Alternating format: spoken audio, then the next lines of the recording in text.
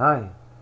As a way of addressing the upcoming National Poetry Month in April, I'm going to go ahead and read a couple of poems about the art and the competitive sport of poetry. And the first poem is called Poetry Is. Poetry is an escape from ordinary language. Poetry is a quiet trip on a paddle boat, on a rose-colored lake, on a bright summer day. Poetry is a group of poets arguing on a news group or listserv about which poets or forms of poetry are poetically correct. Recently, Charles Bukowski and Jim Morrison were downgraded to the status of non-poets. Poetry is a poet arguing fervently for greater adherence to high standards of craft and always finding a receptive audience. Poetry is a community where a few poets with spare time to launch readings, websites, and festivals become prominent, and the rest of the poets accept the prominent poets' dominance because to them poetry is a hobby giving pleasure rather than an obsession as to who has more status and power than others. Poetry is a community where a poet sometimes disagrees with protocol and questions the values and beliefs of other poets. Poetry is a community where other poets quickly tire of having their beliefs questioned and either argue with the rebel poet or ignore him entirely. Poetry is a measure of how well read you are, how well educated you are, how socially adaptive you are.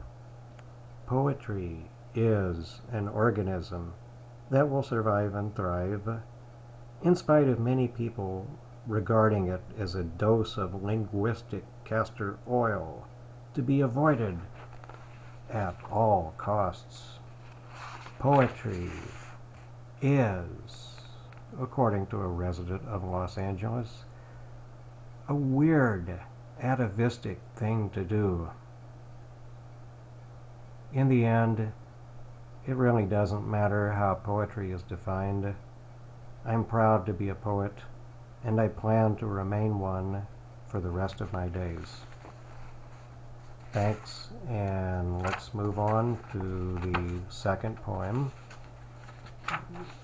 And this is called Poetry Incorporated.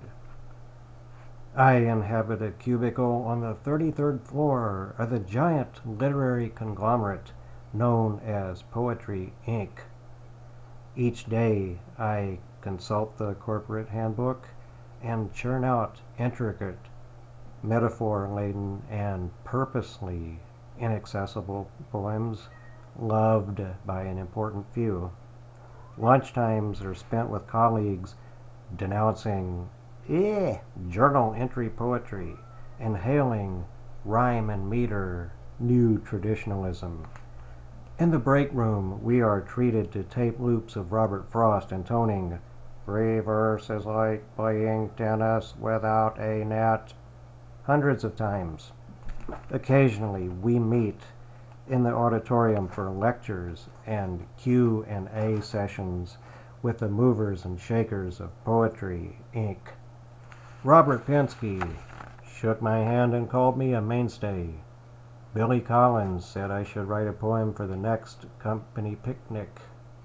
These accolades mean a lot to me. It's now time for me to get back to work. Our new supervisor is former NEA head Dana Gioia. If we're caught doing nothing, he'll transfer us to Los Angeles. And if that happens, you'll never hear from me again. And thanks again. And for April, National Poetry Month, buy at least one book of poetry by someone whose poems you've never read, and perhaps you'll be all the better for it. Bye.